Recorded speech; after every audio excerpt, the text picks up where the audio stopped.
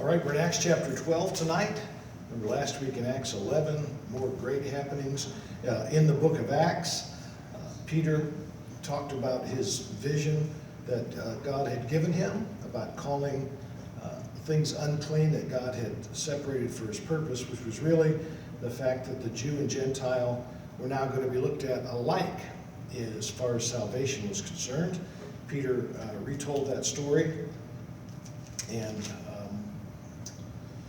the Acts chapter 11 said that the hand of the Lord was with them. We talked about that, and a great number believed and turned to the Lord. They sent Barnabas. Again, Barnabas did some good things in the book of Acts, and he departed to Tarsus to seek Saul. And God's just moving again. And so it is in Acts chapter 12. A bit of a change happens here. This is really the first strong strikeout against the church since the martyrdom of Stephen. But persecution has begun to, the disciples had a series of successes and a series of victories. But now in chapter 12, they're about to find out something they probably didn't suspect. Verse 1, now about the time Herod the king stretched forth his hands to vex certain of the church. Now this is not the same Herod that Jesus went before, but it's his relative, okay? It's actually his nephew. Herod was almost like a title. This is Herod Antipas. So it's a different Herod. But all of a sudden he just decided, supposedly, to go against the church. I'll say more about that in just a second. And he killed James, one of the 12. He killed James, the brother of John, with the sword. And when he saw it pleased the Jews, he proceeded further to take Peter. And when he had apprehended him, he put him in prison. Don't want to skip over the last sentence of verse 3. They were in the days of the unleavened bread. So there was a celebration coming of Passover, and probably the reason he didn't kill Peter immediately like he did John, or rather like he did James. But he put him in prison and delivered him unto 4 quarantines of soldiers to keep him, intending after Easter, or the Passover, to bring him forth to the people. Peter therefore was kept in prison, but prayer was made without ceasing of the church unto God for him. I like that. We need more prayer like that in our personal lives and also in the church. And again, I'll say a little bit about what that phrase actually meant. Verse 6, and when Herod would have brought him forth, the same night Peter was sleeping between 2 soldiers, bound with 2 chains, and keepers before the door kept the prison. And behold, the angel of the Lord came upon him, a light shined in the prison, and he smote Peter on the side and raised him up, saying, arise up quickly. And his chains fell off his hands. And the angel said to him, gird thyself, bind on thy sandals. And so he did, and saith unto him, cast thy garment about thee, and follow me. And he went out and followed him, and wist not that it was true, which was done by the angel, but thought he saw a vision. And when they were past the first and the second ward, and came to the iron gate that leadeth into the city, which opened unto them of its own accord, they went out and passed on through the street, and forthwith the angel departed from him.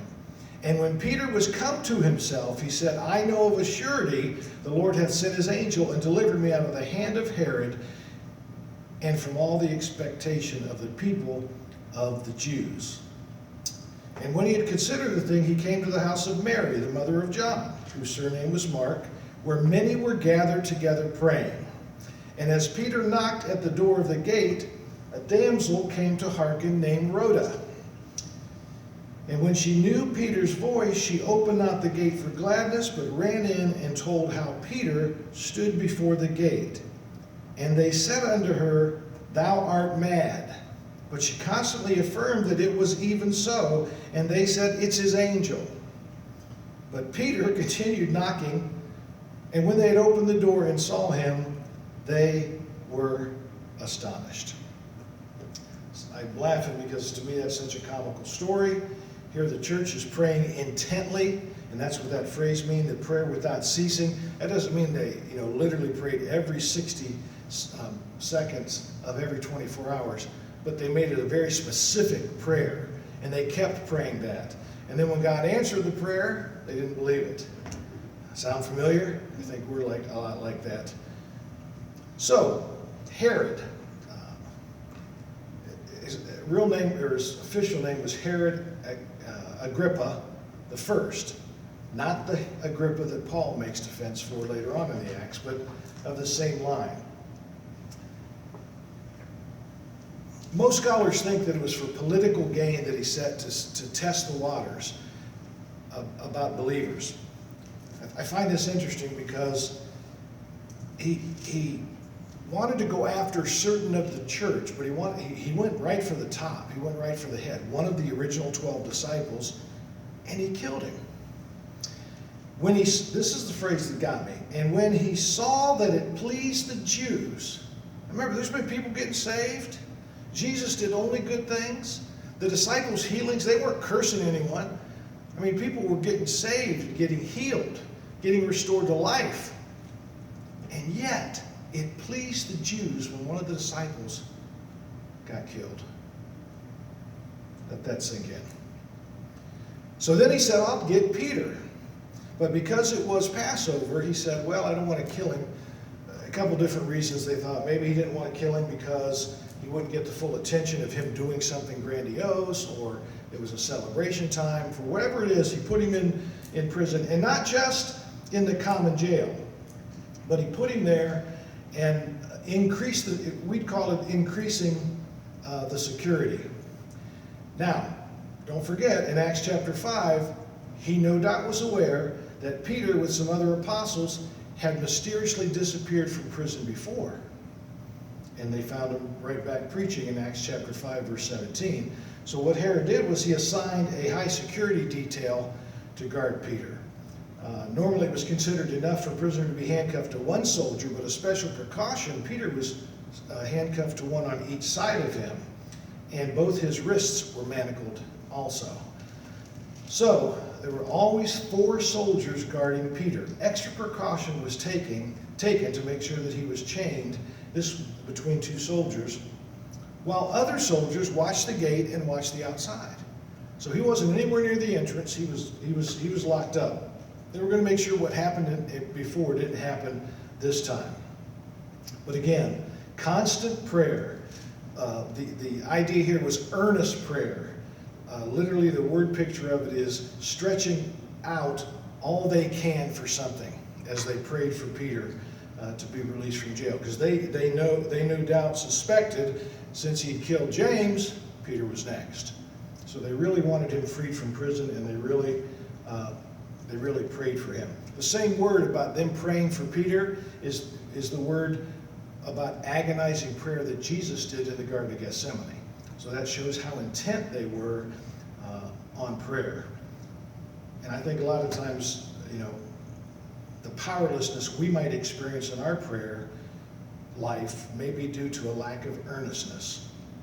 We I know I often pray almost with the attitude of God wanting just to take care of things without me, caring too much about it.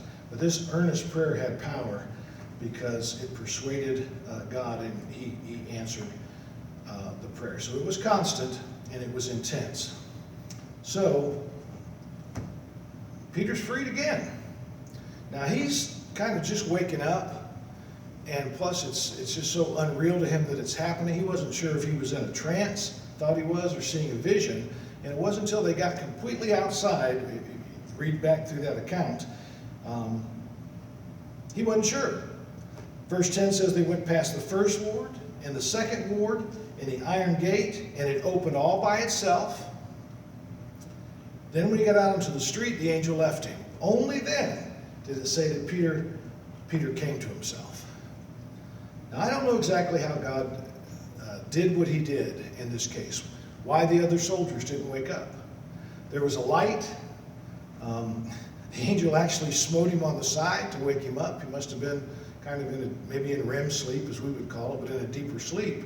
But the scriptures, point out that the angel of the Lord, a light shined in the prison, smote Peter on the side and said, "Get up quickly," and the chains fell off of his wrists. So however God did that miracle, just imagine that. The other soldiers evidently didn't wake up and notice, and he kind of just tiptoed himself out and was free. And then the humorous part of the story, of course, Rhoda makes an appearance in Scripture. She's the one that answers the door, hears Peter's voice, and instead of opening the door to let him in, she runs inside to tell everybody, "Hey, Peter's here." Now, she might have been a little bit afraid. Persecution had broken out. Maybe, I don't know, maybe I've watched too many detective movies over the years, but when they bring a hostage and say, tell them something, and they're standing behind them, maybe that's what she thought. But for whatever reason, she turned and went back to the prayer meeting that was going on for Peter and said, "Hey, Peter's here." And they said, "No, that's not him, it's his spirit. It's his guardian angel. You're mistaken." So I think that's funny. Verse 16 says Peter just kept on knocking. He's probably wondering, why aren't they letting me in? It's me. It's me. I'm free. I'm out of jail. And by the way, he was, to make sure he was in prison, don't want to skip over that too fast, he didn't have any clothes on. The angel told him, put your clothes on and then put your garment on too. Put your outer coat on and your sandals. The scriptures make sure they give us that detail. So, but here he is continuing to knock. And finally they opened the door and they were astonished. Look at verse 17. Now there is, since persecution, they can't trust. Very quickly, you can't trust anybody who's around. So he beckoned them with his hand to hold their peace. He didn't want them to yell and make a big fuss. Maybe they were meeting in private already. He wanted them to be discovered, but for whatever reason, he declared unto them how the Lord had brought him out of prison and said, "Go and show these things to James and to the brethren."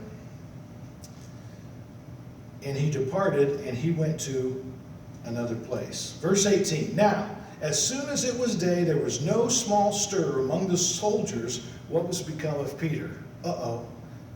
If you're a believer, you probably remember what the penalty is for a soldier escaping, or for a prisoner escaping back in that day. Verse 19, "Herod had sought for him, found him not, examined the keepers, and commanded that they should be put to death." So there was loss of life here, but it was the soldiers that allowed him to escape. Herod thought.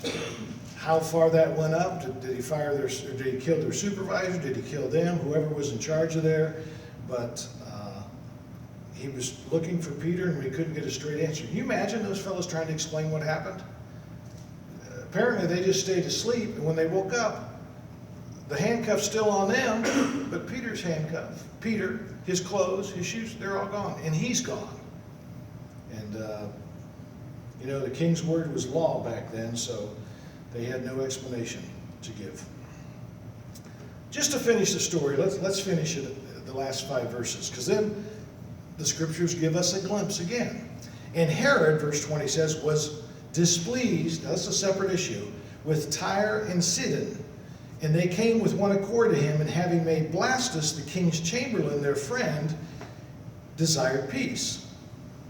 Remember, just because all this was going on with the church, there were still other political issues with Rome, with surrounding issues, and the king had to rule on that. So it gives us a little window into what was going on. So Herod, verse 21, "And on a set day by Herod, he arrayed himself in royal apparel, sat upon his throne, and made an oration unto them." So he got dressed up and he gave a big speech. "And the people gave a shout and said, It is a voice of God, not of man. And immediately the angel of the Lord smote him, because he gave not God the glory. And he was eaten of worms and gave up the ghost. But," look at verse 24, "the word of God grew and multiplied. And Barnabas and Saul returned to Jerusalem, where they had fulfilled their ministry, and took with them John, whose surname was Mark." Now, when I was first saved, I thought to myself, some miraculous worms jumped up and attacked Herod. But that wasn't what happened. Then later on, this didn't happen either. I thought, well, it must be referring to him being in the ground because he died, and eventually the worms eat the body. Early century historian tells us what happened was he was immediately struck with chest and intense stomach pain when he gave this speech. So much so that he lingered in excruciating days pain for 5 days. And there was worms coming out of his intestines and his body. Some type of parasite. They even have a name for it, what they suspect happened.